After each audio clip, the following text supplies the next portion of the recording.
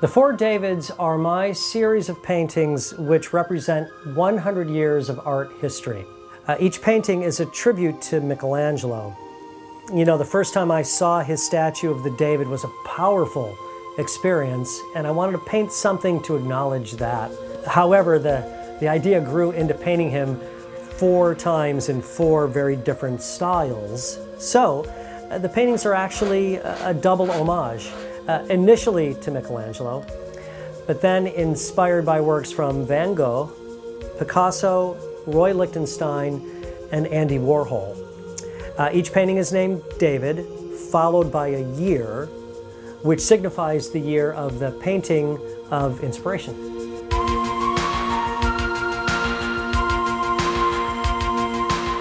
Starting chronologically with David 1889. This was easily the most challenging painting and took considerably longer than the other 3 to complete. Van Gogh's painting style could not be more different from what I normally do, so understandably it presented the biggest learning curve.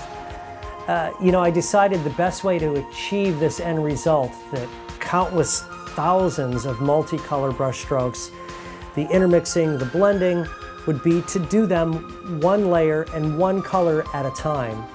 So this way I could build the painting slow and steady and never have it get away from me. I'm especially proud of this one. Next we have David 1937. This painting was incredibly liberating because I did it after the very demanding David 1889. Like Van Gogh, Picasso's painting style is very, very different from my approach. He had this wonderful freedom of expression in his brushstrokes, and to capture that look, there were points during this painting that I had to cover the floor with a canvas tarp, as I had to use thick amounts of paint, and I was doing these big sweeping motions with the brush in kind of a reckless abandon, and the paint was flying everywhere. This painting was a lot of fun to do.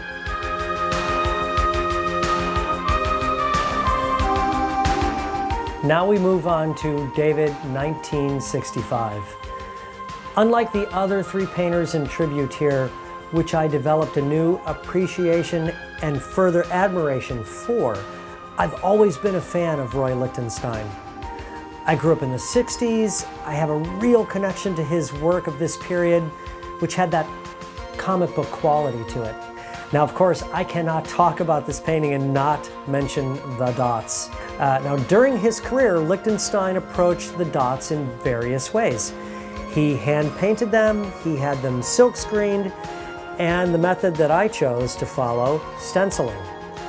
That said, the stencil was far from perfect, so I had to correct practically every one of these dots, and there are over 3,000 on this painting.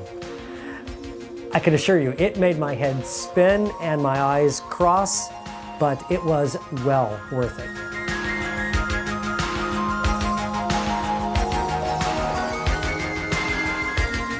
Finally, we have David 1984. Again, like the other painters in tribute here, Andy Warhol's style is instantly recognizable. And choosing this last style in the series was also important, as it helps to illustrate the way visual art has developed over those 100 years. I enjoyed working on this painting because of the vivid color and that expression.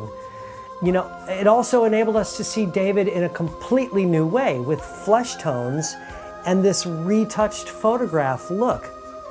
And since my natural way to paint is more photorealistic, I felt very at home working on this one. This painting jumps off the canvas.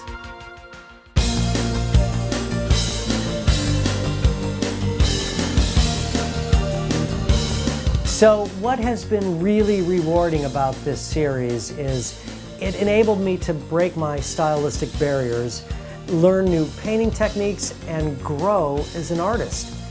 It was a great journey, researching each famous painter, reading about them and their lives, and going to museums to see their actual works, and getting my face close up to those paintings and examining their brush strokes and then coming home to these 4-foot square canvases and pushing myself in that direction to capture the same feel of those works. At the end of the day, this was an incredibly satisfying project.